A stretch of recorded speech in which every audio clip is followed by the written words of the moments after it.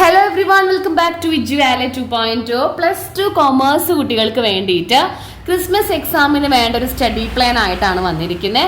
ഈ സ്റ്റഡി പ്ലാനിൽ ഓരോ അവറിലും നിങ്ങൾ എന്ത് ചെയ്യണമെന്നൊന്നല്ല നമ്മൾ പറഞ്ഞിരിക്കുന്നത്. നമുക്കിനി അറിയാം, നമുക്കിനി ഓൾമോസ്റ്റ് ഡേറ്റ് എല്ലാം കഴിഞ്ഞു തുടങ്ങി. നവംബർ ലാസ്റ്റായി. നമുക്കിനി മാക്സിമം ഇനിയൊരു 1 വീക്കേ ഉള്ളൂ അല്ലേ. അപ്പോൾ ഓരോ സബ്ജക്റ്റും എങ്ങനെ പഠിക്കണം എന്നുള്ള സ്റ്റഡി പ്ലാൻ ആണ് വന്നിരിക്കുന്നത്. അല്ലാതെ നിങ്ങൾ ഒരു ദിവസം ഇപ്പോൾ മൺഡേ എണീക്കുക, മോർണിംഗ് എണീക്കുക, അങ്ങനെയുള്ളൊരു സ്റ്റഡി പ്ലാൻ നമുക്ക് ഇപ്പോൾ ടൈമില്ല. ആക്ച്വലി നമുക്ക് അതിനുള്ള ടൈമും റിലാക്സ് ചെയ്ത് പഠിക്കാനുള്ള ടൈമും എല്ലാം അവസാനിച്ചിരിക്കുകയാണ്. നമുക്ക് ഇനി വേണ്ടത് കുറഞ്ഞ സമയവും കൂടുതൽ മാർക്കും കൂടുതൽ പ്രൊഡക്റ്റീവായ കാര്യങ്ങൾ പഠിക്കുക എന്നുള്ളതാണ്.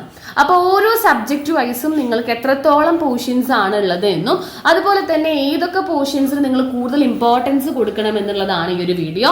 അതുകൊണ്ടാണ് ഇതിനെ പെർഫെക്റ്റ് സ്റ്റഡി പ്ലാൻ തന്നെ നമ്മൾ വിളിക്കുന്നത്. ഓക്കെ, അപ്പം നമുക്ക് വീഡിയോയിലേക്ക് കടക്കാം. അതിന് മുന്നേ ആയിട്ട് നിങ്ങളൊരു കാര്യം പറയാനായിട്ടുള്ളത്, നമ്മുടെ ക്രിസ്മസ് പരീക്ഷ എന്ന് പറയുന്നത് മാക്സിമം ഇനി 1 വീക്കേ ഉള്ളൂ. എല്ലാവരും പഠിച്ചു തുടങ്ങുക. കാരണം ക്രിസ്മസ് പരീക്ഷ കഴിഞ്ഞാൽ നിങ്ങൾ ഡയറക്റ്റ് കടക്കാൻ പോകുന്നത് നിങ്ങളുടെ ഫൈനൽ എക്സാമിൻ്റെ പ്രീ മോഡലും മോഡൽ എക്സാമും ലാബ് വർക്കുകളും അതുപോലെ തന്നെ നിങ്ങളുടെ റെക്കോർഡ് എഴുതലും ഒക്കെ ആയിട്ടാണ്. അപ്പം നിങ്ങൾ ക്രിസ്മസ് പരീക്ഷ വരെ നിങ്ങൾക്ക് ശരിക്ക് എന്താ പറയുക, ഒരു ഉഴപ്പി നടക്കാനുള്ളൊരു സമയമുള്ളൂ. അത് കഴിഞ്ഞ് അവിടെ നിന്ന് അങ്ങോട്ട് ക്രിസ്മസ് പരീക്ഷ കഴിഞ്ഞാൽ ഡയറക്റ്റ് നിങ്ങൾ കാല് വെക്കുന്ന ഡേയ്സ് എന്ന് പറയുന്നത് നിങ്ങളുടെ ഒരു ബിസി ഷെഡ്യൂളിലായിരിക്കും. ഒപ്പം തന്നെ നിങ്ങളുടെ ഇംപ്രൂവ്മെൻറ്റും ഒപ്പം വരുന്നുണ്ട്. ഒരുപാട് കുട്ടികൾ ഇംപ്രൂവ് ചെയ്യുന്നുണ്ട്. അതുകൊണ്ട് തന്നെ നമ്മൾ ഇംപ്രൂവ്മെൻറ്റ് വീഡിയോസ് എല്ലാം നിങ്ങൾക്ക് വേണ്ടിയിട്ട് ക്രിസ്മസ് പരീക്ഷയ്ക്ക് ശേഷം നമ്മൾ ചെയ്യും. മാത്രമല്ല, മുന്നേ നമ്മളോട് ഒരുപാട് കുട്ടികൾ ചോദിച്ചിരുന്നു, പേഴ്സണലി മെസ്സേജ് അയച്ച് മിസ്സിന് ചോദിച്ചിരുന്നു, നമുക്ക് ഇംപ്രൂവ്മെൻറ്റ് ബാച്ച് ഉണ്ടോ, അതുപോലെ തന്നെ ക്രാഷ് ബാച്ച് ഉണ്ടോ. കഴിഞ്ഞ 2 വർഷങ്ങളായിട്ട് നമ്മൾ ക്രാഷ് ബാച്ചും അതുപോലെ തന്നെ ഇംപ്രൂവ്മെൻറ്റ് ബാച്ചും ചെയ്തിരുന്നു. വളരെയധികം സക്സസ് ആയിരുന്നു. അതുകൊണ്ട് തന്നെ അതും നമ്മൾ ചെയ്യുന്നുണ്ട്. നമ്മൾ ക്രിസ്മസ് പരീക്ഷയ്ക്ക് ശേഷം നമ്മൾ അതിൻ്റെ എല്ലാ ഡീറ്റെയിൽസ് ആയിട്ട് നിങ്ങൾക്ക് മുന്നിൽ വരുന്നതാണ് കേട്ടോ. അപ്പം നമുക്ക് വീഡിയോയിലേക്ക് കടക്കാം. അപ്പോൾ നിങ്ങൾ ക്രിസ്മസ് പരീക്ഷയ്ക്ക് പഠിക്കുന്നതിന് മുന്നേ നിങ്ങൾ കുറച്ച് കാര്യങ്ങൾ പ്രത്യേകം ശ്രദ്ധിക്കാനായിട്ടുള്ളത് എന്താണെന്ന് വെച്ചാൽ, നമുക്ക് ഇതുവരെയുള്ള മാക്സിമം ഡിസംബർ മന്ത് വരെയുള്ള എല്ലാ പോർഷൻസും ക്രിസ്മസ് എക്സാമിന് ഉണ്ടായിരിക്കും. അതാണ് ഫസ്റ്റ് നിങ്ങൾ മനസ്സിലാക്കേണ്ടത്. കാരണം നമുക്കത് 80-ലാണ് എക്സാം എങ്കിൽ ഒരുവിധ എല്ലാ പോർഷൻസും ഇൻക്ലൂഡ് ചെയ്തിരിക്കും. രണ്ടാമത്തത്, ഓണപ്പരീക്ഷയ്ക്ക് ഉണ്ടായിരുന്ന പാഠവും അതുപോലെ തന്നെ ക്രിസ്മസ് പരീക്ഷയ്ക്ക് ഉണ്ടായിരുന്നതും എല്ലാം കൂടി മിക്സ് ആയിട്ടായിരിക്കും നമുക്ക് എക്സാമിന് ഉണ്ടാവുക. പിന്നെ ഇപ്പം നിങ്ങൾ പഠിക്കേണ്ടത് ലേറ്റസ്റ്റ് ചാപ്റ്റേഴ്സ് ആണ്. അതായത് ഓണപരീക്ഷ കഴിഞ്ഞ് അതിനുശേഷമുള്ള ചാപ്റ്റേഴ്സ് ആണ് കൂടുതൽ നിങ്ങൾ ഫോക്കസ് ചെയ്യേണ്ടത്.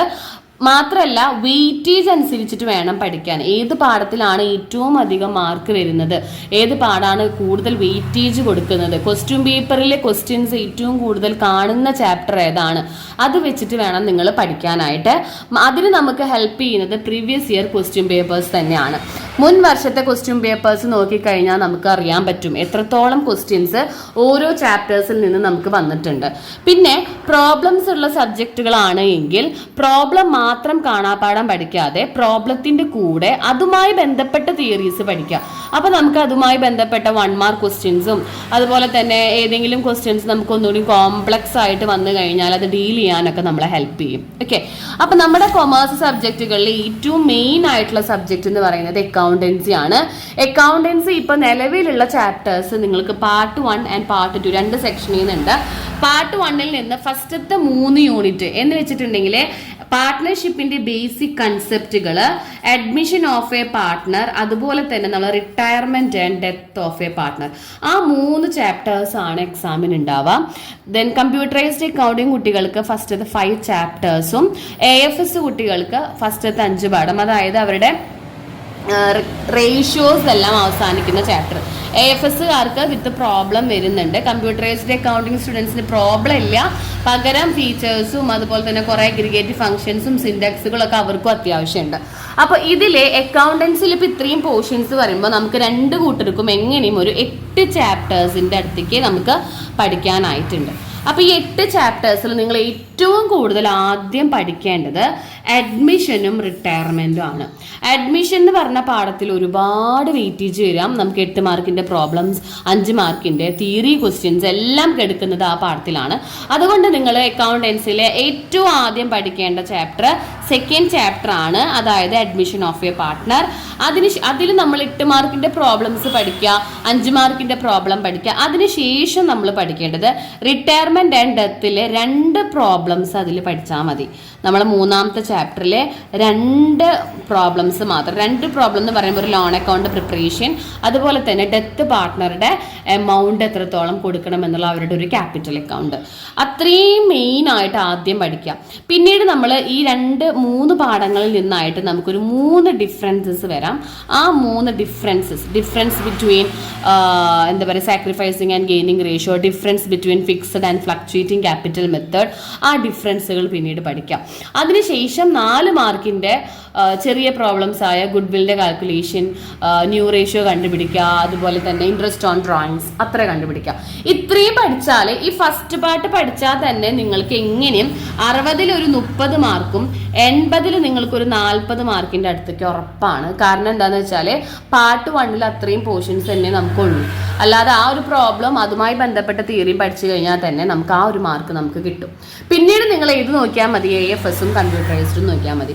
AFSലേക്ക് വരുമ്പോൾ ഇതേപോലെ ഒരു കമ്പാരേറ്റീവ് സ്റ്റേറ്റ്മെൻറ്റ്, അതുപോലെ തന്നെ നമുക്ക് ഒരു ഷെയറിൻ്റെ ഒരു ക്വസ്റ്റ്യൻ, ഷെയർസിൻ്റെ ഒരു 8 മാർക്കിൻ്റെ ചോദ്യം, ഇത്രയും പ്രോബ്ലംസ് അവിടെ നിന്നും പഠിക്കാം. ഇനി നമ്മൾ സെപ്പറേറ്റ് ആയിട്ട് ഒരു വീഡിയോ ചെയ്യുന്നുണ്ട്, അക്കൗണ്ടൻസി മാത്രമായിട്ടൊരു വീഡിയോ ചെയ്യുന്നുണ്ട്. അതിൽ കൂടുതൽ എക്സ്പ്ലെയിൻ ചെയ്ത് പറയും. ഓക്കെ, അതായത് ക്രിസ്മസ് പരീക്ഷയ്ക്ക് അക്കൗണ്ടൻസി എങ്ങനെ പഠിക്കാം, അതൊരു വീഡിയോ നമ്മൾ വൈകാതെ തന്നെ ചെയ്യുന്നുണ്ട്. അടുത്ത സബ്ജക്റ്റ് നോക്കുകയാണെങ്കിൽ ബിസിനസ് സ്റ്റഡീസ് ആണ്. ബിസിനസ് സ്റ്റഡീസിൽ നമുക്ക് 9 ചാപ്റ്റേഴ്സ് ആണുള്ളത്. 9 ചാപ്റ്റേഴ്സ് എന്ന് പറയുമ്പോൾ നമ്മുടെ ഫിനാൻഷ്യൽ മാനേജ്മെന്റ് വരെയാണ് പാഠം. അതിലെ നമുക്ക് ബിസിനസ് സ്റ്റഡീസിലെ ഓണപ്പരീക്ഷയ്ക്ക് ശേഷമുള്ള പാഠങ്ങൾ, അതായത് ഓണപ്പരീക്ഷയ്ക്ക് മാക്സിമം ഒരു 6-7 പാഠങ്ങളോളം ഉണ്ടായിരുന്നു. അതിന് ശേഷമുള്ള പാഠങ്ങൾ കൂടുതൽ കോൺസെൻട്രേറ്റ് ചെയ്യാം. മെയിനായിട്ട് നിങ്ങൾ ബിസിനസ് സ്റ്റഡീസിൽ പഠിക്കേണ്ടത് ഈ 9 പാഠത്തിൽ മാർക്കറ്റിംഗ് മാനേജ്മെന്റ് ഇൻക്ലൂഡഡ് ആണ് എന്നും അല്ല എന്നും പറയുന്നുണ്ട്. അപ്പം നിങ്ങൾ എന്ത് ചെയ്യാം, നിങ്ങൾ ബിസിനസ് സ്റ്റഡീസ് ഏറ്റവും ആദ്യം പഠിക്കേണ്ടത് ബാക്കിൽ നിന്നാണ്. ബാക്കിൽ നിന്ന് പറയുമ്പോൾ ആദ്യം നിങ്ങൾ ഫിനാൻഷ്യൽ മാനേജ്മെന്റ്, കുറച്ച് ടഫുള്ള പാഠം കൂടിയാണ് ഈ ഫിനാൻഷ്യൽ മാനേജ്മെന്റ് എന്ന് പറയുന്നത്. മാർക്കറ്റിംഗ് മാനേജ്മെന്റ് ഉണ്ടെങ്കിൽ അതാണ് ഏറ്റവും ആദ്യം പഠിക്കേണ്ടത്. അപ്പോൾ ഫിനാൻഷ്യൽ മാനേജ്മെന്റ്, അതുപോലെ തന്നെ സ്റ്റാഫിങ്, അതുപോലെ ഡയറക്റ്റിങ്, ഇതൊക്കെ നല്ല പോലെ പഠിക്കുക. Directing, then marketing 11th chapter ആണ്. ഒരുപാട് സ്കൂളുകൾ ഉണ്ട് എന്നും ഇല്ല എന്നും പറയുന്നുണ്ട്. അപ്പോൾ മാർക്കറ്റിംഗ് ഇൻക്ലൂഡഡ് ആണെങ്കിൽ ഫസ്റ്റ് ടൈം അത് പഠിക്കുക. കാരണം അത് നല്ല എളുപ്പമുള്ള ഒരു പാഠം കൂടിയാണ്, നമുക്ക് വേഗം തീരും. ഓക്കെ, അപ്പോൾ സ്റ്റാഫിങ്, ഡയറക്റ്റിങ്, ഇതൊക്കെയാണ് ഒരുപാട് വെയിറ്റേജ് ഉള്ള പാഠങ്ങൾ എന്ന് പറയാം. ഫസ്റ്റ് പോർഷൻ നമുക്ക് ലാസ്റ്റ് നോക്കിയാൽ മതി. നമ്മൾ ഇതിനും ബിസിനസ്സും എങ്ങനെയാണ് പഠിക്കേണ്ടതെന്ന് സെപ്പറേറ്റ് ചെയ്തിരുന്നു. കാണാത്തവരുണ്ടെങ്കിൽ ലിങ്ക് കൊടുക്കുന്നുണ്ട്. ദെൻ എക്കണോമിക്സിലേക്ക് വരികയാണെങ്കിൽ നമുക്ക് എക്കണോമിക്സിലെ മൈക്രോയിലെ ഫസ്റ്റത്തെ 5 പാഠം, മാക്രോയിലെ ഫസ്റ്റത്തെ 4 പാഠമാണ് എക്സാമിനുള്ളത്. ഇതിലെ മൈക്രോയിലെ 4ാം പാഠം 5ാം പാഠം നന്നായി കോൺസെൻട്രേറ്റ് ചെയ്യുക. കാരണം ഓണപ്പരീക്ഷയ്ക്ക് ഫസ്റ്റത്തെ 3 പാഠമാണ് ഉണ്ടായിരുന്നത്. മാക്രോ കംപ്ലീറ്റ് പഠിക്കണം. കാരണം ഓണപ്പരീക്ഷയ്ക്ക് മാക്രോ സെക്ഷൻ അധികം ഉണ്ടായിരുന്നില്ല. തീരെ അധികം സ്കൂളുകളിലൊന്നും മാക്രോ സെക്ഷൻ ഉണ്ടായിരുന്നില്ല. എന്നാൽ 1-2 സ്കൂളുകളിലൊക്കെ എടുത്തിരുന്നു. അപ്പോൾ മൊത്തത്തിൽ നിങ്ങൾ പഠിക്കേണ്ടത് 6 ചാപ്റ്റേഴ്സ് ആണ്. ഇതിൽ ഏറ്റവും മെയിനായിട്ട് നിങ്ങൾ പഠിക്കേണ്ട പാഠം എന്ന് പറഞ്ഞിട്ടുണ്ടെങ്കിൽ മൈക്രോയിലെ 4th ചാപ്റ്റർ ആദ്യം പഠിക്കുക. ഫസ്റ്റ് നിങ്ങൾ മൈക്രോയിലെ 4th ചാപ്റ്റർ, അതായത് പെർഫെക്റ്റ് കോമ്പറ്റീഷൻ്റെ പാഠം പഠിക്കുക. പിന്നീട് macro സെക്ഷനിലെ 3rd and 2nd chapter പഠിക്കുക. വളരെ ഇമ്പോർട്ടൻ്റ് ആയ പാഠമാണ് 2nd ഉം 3rd എന്നും പറയുന്നത്. കാരണം ഒരുപാട് വെയിറ്റേജ് ഉള്ള പാഠങ്ങൾ ഈ 3 എണ്ണമാണ്.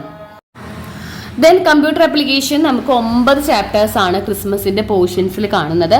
9 ചാപ്റ്റേഴ്സ് എന്ന് പറയുമ്പോൾ SQL ഇൻക്ലൂഡഡ് ആണ് കേട്ടോ. അപ്പോൾ ഇതിൽ നമുക്ക് ഏറ്റവും ആദ്യം നിങ്ങൾ പഠിക്കേണ്ടത് HTMLന്റെ ചാപ്റ്റേഴ്സ് ഉണ്ട്. ഒരു 3-2 ചാപ്റ്റേഴ്സ് HTML സെക്ഷൻ ആദ്യം പഠിക്കുക. പിന്നീട് നിങ്ങൾ SQL സെക്ഷൻ പഠിക്കുക. ലാസ്റ്റ് നിങ്ങൾ C++ലേക്ക് പോയാൽ മതി.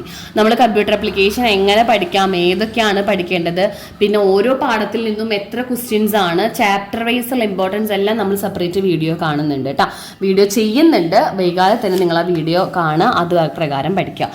പിന്നെ ഇംഗ്ലീഷ് 5 യൂണിറ്റ്സ് ആണ്. അത് ലാസ്റ്റത്തെ ഒരു യൂണിറ്റ് ഒഴികെ, ഇപ്പം മലയാളം ആയാലും നമുക്ക് ലാസ്റ്റ് യൂണിറ്റ് ഒഴികെ ബാക്കിയുള്ള, ഇപ്പം ഹിന്ദി മലയാളമൊക്കെ ലാസ്റ്റ് യൂണിറ്റ് ഒഴികെ ബാക്കിയുള്ള കംപ്ലീറ്റ് പോർഷൻസ് നമുക്ക് ലാംഗ്വേജിനും എക്സ്പെക്ട് ചെയ്യാം. ഇനി നിങ്ങൾ ഇതൊക്കെ ഇനി എങ്ങനെ പഠിക്കുക? അപ്പോൾ ചാപ്റ്റേഴ്സ് ഒരുവിധം എല്ലാം അറിഞ്ഞു, ഏതൊക്കെയാണ് ഇമ്പോർട്ടൻസ് എന്ന് അറിഞ്ഞു. ഇനി ഇതൊക്കെ നിങ്ങൾക്ക് ഈ 1 വീക്കിനുള്ളിൽ എങ്ങനെയാണ് നിങ്ങൾക്ക് ഇതൊക്കെ അച്ചീവ് ചെയ്യാൻ പറ്റുക? ഒരു ജയിക്കണവരുണ്ടാവാം, ഡബിൾ പാസെങ്കിലും വേണമെന്നുള്ളവരുണ്ടാവാം, 80 ഒരു 70 മാർക്ക് വാങ്ങണമെന്നുള്ളവരുണ്ടാവാം. അപ്പം നിങ്ങൾ ചെയ്യേണ്ടത് എന്താണെന്ന് വെച്ചിട്ടുണ്ടെങ്കിൽ നിങ്ങൾ ഒരിക്കൽ പോലും പ്രോബ്ലംസ് മാത്രമായിട്ട് കാണാപ്പാഠം പഠിക്കരുത്. പ്രോബ്ലംസിൻ്റെ ഒപ്പം തന്നെ നിങ്ങൾ അതിൻ്റെ തിയറീസ് പഠിച്ചു തുടങ്ങാം. രണ്ടാമതായിട്ട് നിങ്ങൾ വേണ്ടത് മോർണിംഗ് സെക്ഷനിൽ ഇപ്പോൾ എക്സാമിന് പോകുന്നതിന് മുന്നേ അല്ല പറയുന്നത്, നമ്മളിപ്പോൾ ക്ലാസ്സിൽ ഇപ്പോൾ 1 വീക്ക് ആണല്ലോ, അപ്പോൾ ആ 1 വീക്ക് നിങ്ങൾ സ്കൂളിൽ പോകുന്ന മുന്നേ മോർണിംഗ് സെക്ഷനിൽ ഒരിക്കലും നിങ്ങൾ പ്രോബ്ലം ചെയ്യരുത്. നിങ്ങളിപ്പോൾ ഒരു ഹോളിഡേ ആണ് എങ്കിൽ, നിങ്ങളിപ്പോൾ സ്കൂളിലൊന്നും പോകുന്നില്ല, ഒരു ഹോളിഡേ ദിവസമാണെങ്കിൽ നിങ്ങൾക്കന്ന് പ്രോബ്ലം മോർണിംഗ് സെക്ഷനിൽ, അതായത് പ്രോബ്ലം വൈസ് എന്ന് പറയുമ്പോൾ ഒന്നെങ്കിൽ അക്കൗണ്ടൻസിയോ അല്ലെങ്കിൽ ഇക്കണോമിക്സോ അല്ലെങ്കിൽ സ്റ്റാറ്റിയോ മാത്സോ എന്തെങ്കിലും നിങ്ങൾക്ക് പ്രിഫർ ചെയ്യാം. അതായത് സ്കൂളിൽ പോകുന്നതിന് മുമ്പ് നിങ്ങൾ കൂടുതലും മോർണിംഗ് സെക്ഷനിൽ പഠിക്കേണ്ടത് തിയറി സബ്ജക്റ്റാണ് പഠിക്കുക. പിന്നീട് നിങ്ങൾ വേണ്ടത് ഓരോ പാഠത്തിലും ആവശ്യമുള്ളത് മാത്രം പഠിക്കുക. ഇപ്പോൾ ഒരു ചാപ്റ്റർ എടുക്കുകയാണെങ്കിൽ നമുക്കറിയാം, ഇപ്പോൾ ഫോർ എക്സാമ്പിൾ ഇപ്പോൾ നമ്മളൊരു ബിസിനസ് സ്റ്റഡീസ് എടുക്കുകയാണെങ്കിൽ ഇപ്പോൾ ഒരു ഡയറക്റ്റിങ്ങിലെ പാഠത്തിൽ ഒരുപാട് പഠിക്കാനുണ്ട്. അതിൽ ആവശ്യമായിട്ടുള്ള എക്സാം ഓറിയൻറ്റഡ് ആയത് മാത്രം, ആ ടോപ്പിക്ക് മാത്രം കോൺസെൻട്രേറ്റ് ചെയ്യുക. ഇനി അതറിയില്ല എങ്കിൽ നമ്മളിതാ ഇപ്പോൾ വീഡിയോ ചെയ്യുകയാണ്, ഓരോ സബ്ജക്റ്റ് വൈസ് വീഡിയോ വരും, ഓരോ സബ്ജക്റ്റ് വൈസിലും ഓരോ പാഠത്തിലും നിങ്ങൾ പഠിക്കേണ്ടത് എത്രയാണെന്ന് പറയുന്നുണ്ട്. അപ്പോൾ ആ പാഠത്തിൽ നിന്ന് നിങ്ങൾ ആ ടോപ്പിക്ക് മാത്രം പഠിച്ചാൽ മതി. അത് മാത്രമേ നമുക്ക് എക്സാം ക്വസ്റ്റ്യൻ പേപ്പറിൽ കാണുള്ളൂ. അപ്പോൾ ആ ടോപ്പിക്ക് മാത്രം പഠിക്കുക. അല്ലാതെ എല്ലാ പാഠത്തിൽ നിന്നും ഫസ്റ്റ് തൊട്ട് എൻഡ് വരെ ഇങ്ങനെ പഠിച്ചു പോകാനായിട്ട് പാടില്ല. അതിനുള്ള ടൈം മൂല നമ്മുടെ അത് നീങ്ങൂല. ഒരു പാഠത്തിൽ ഒരു 5 ടോപ്പിക്കുള്ളൂ, ഒരു 3 ടോപ്പിക്കുള്ളൂ, 4 ടോപ്പിക്കുള്ളൂ എങ്കിൽ അത് മാത്രം പഠിച്ച് അടുത്ത പാഠം എടുക്കുക. അങ്ങനെയാണെങ്കിൽ നിങ്ങൾക്ക് എക്സാമിന് മുന്നേ എങ്ങനെയും ഒരു 75% കംപ്ലീറ്റ് ചെയ്യാനായിട്ട് സാധിക്കും. പിന്നെ നിങ്ങൾ ലാംഗ്വേജസ് പഠിക്കേണ്ടത് ഇപ്പോഴൊന്നും അല്ല. ലാംഗ്വേജസ് നിങ്ങൾ എക്സാമിൻ്റെ 2 days ബിഫോർ, അതായത് ഇപ്പോൾ ലാംഗ്വേജ് നമുക്ക് 10-ാം തീയതി ആണെങ്കിൽ 8-ാം തീയതി നൈറ്റൊക്കെ ആയിട്ട് പഠിച്ചു തുടങ്ങിയാൽ മതി, ലാംഗ്വേജ് പഠിച്ചു തുടങ്ങിയാൽ മതി. ലാംഗ്വേജിൽ നിങ്ങൾ പഠിക്കേണ്ടത് എങ്ങനെയാണെന്ന് വെച്ചാൽ ഓൾ ചാപ്റ്റേഴ്സിൻ്റെ സമ്മറിയാണ് ഫസ്റ്റ് പഠിക്കേണ്ടത്. ഓൾ ചാപ്റ്റേഴ്സിൻ്റെ സമ്മറി പഠിച്ച ശേഷം മാത്രം ഡിസ്കോഴ്സസിലേക്ക് കടക്കുക. ഡിസ്കോഴ്സസ് എന്ന് പറയുമ്പോൾ ക്യാരക്ടർ സ്ട്രക്ചറുകൾ, letter to the editor, email, vlog അതൊക്കെ നോക്കാം. ഇപ്പോൾ മലയാളം പഠിക്കുന്ന കുട്ടികൾക്ക് ഒന്നും കൂടി നല്ല എളുപ്പമായിരിക്കും. കാരണം മലയാളം പഠിക്കുമ്പോൾ നിങ്ങൾ അതിൻ്റെ കഥ മാത്രം ഒന്ന്, ആ കഥയുടെ സമാഹാരം മാത്രം ഒന്ന് അറിഞ്ഞു കഴിഞ്ഞാൽ മാത്രം നിങ്ങൾക്ക് എല്ലാത്തിലും അപ്ലൈ ചെയ്യാനായിട്ട് സാധിക്കും. പിന്നെ ലാംഗ്വേജിലുള്ളത് പ്രസൻറ്റേഷനാണ്. അപ്പോൾ ലാംഗ്വേജ് നമുക്ക് എങ്ങനെയും തട്ടിമുട്ടിയിട്ടൊക്കെ ജയിക്കാനും ഡബിൾ പാസ്സൊക്കെ കിട്ടും. പക്ഷേ ബാക്കിയുള്ള സബ്ജക്റ്റുകൾ എന്ന് പറയുമ്പോൾ നിങ്ങളത് പഠിച്ചേ പറ്റൂ. പ്രോബ്ലംസ് ചെയ്ത് ഒരു വട്ടെങ്കിലും നിങ്ങൾ ചെയ്ത് നോക്കിയേ പറ്റൂ. ഇത് ചെയ്ത് നോക്കാത്തവരുണ്ട് എങ്കിൽ, അതിന് ടൈം ഇല്ലാത്തവരുണ്ടെങ്കിൽ, നമ്മളിപ്പോൾ കഴിഞ്ഞ ദിവസം അക്കൗണ്ടൻസിയുടെ ഒരു 8 മാർക്കിൻ്റെ ഒരു പ്രോബ്ലം ചെയ്തിരുന്നു. അതിൻ്റെ എല്ലാം ലിങ്ക് ഡിസ്ക്രിപ്ഷൻ ബോക്സിൽ കൊടുക്കുന്നുണ്ട്. അങ്ങനെ പ്രോബ്ലം ഒരാൾ ചെയ്യുന്നത് കണ്ടാലും ആ ഓർഡറിൽ മൈൻഡിൽ കയറ്റി വെക്കാം. ഇങ്ങനെയൊക്കെ ചെയ്താൽ മാത്രമേ നമുക്കൊരു 1 വീക്കിനുള്ളിൽ നമ്മൾ ഈ പറഞ്ഞ പോലെയുള്ള മാർക്ക് ഒപ്പിക്കാൻ പറ്റുള്ളൂ. എന്ന് വെച്ചിട്ട് എല്ലാം എന്താ പറയുക, സ്പീഡിൽ പോയിട്ടും കാര്യമില്ല. ആവശ്യമുള്ളത് നല്ല പോലെ പഠിക്കാനായിട്ട് ശ്രദ്ധിക്കാം. ടൈം ഇനിയൊന്നുമില്ല. കാരണം ഇപ്പോൾ ഡിസംബർ 1 തപ്പാവും, 9-ാം തീയതി 10-ാം തീയതി ഒക്കെ ആകുമ്പോഴേക്കും നമ്മുടെ എക്സാം സ്റ്റാർട്ട് ചെയ്യാണ്. അപ്പോൾ എല്ലാവരും വൈകാതെ തന്നെ പഠിച്ചു തുടങ്ങാം. വീഡിയോസ് എല്ലാം അപ്ലോഡ് ആവും. അതുകൊണ്ട് തന്നെ ഓരോ വീഡിയോസും നിങ്ങൾ വേഗം കണ്ട് ആവശ്യമുള്ളത് പഠിക്കുക. ചാപ്റ്റർ വൈസുകളിലെ ഇമ്പോർട്ടൻസും വെയിറ്റേജ് അനുസരിച്ചും പഠിക്കാനായിട്ട് ശ്രദ്ധിക്കുക. അപ്പോൾ നിങ്ങൾക്ക് വീഡിയോ ഹെൽപ്ഫുൾ ആയെന്ന് വിചാരിക്കുന്നു. ഹെൽപ്ഫുൾ ആയെങ്കിൽ ഫ്രണ്ട്സിന് അയച്ചു കൊടുക്കുക, ലൈക്ക് ചെയ്യുക, ഷെയർ ചെയ്യുക, മാക്സിമം സപ്പോർട്ട് ചെയ്യുക. Okay, thank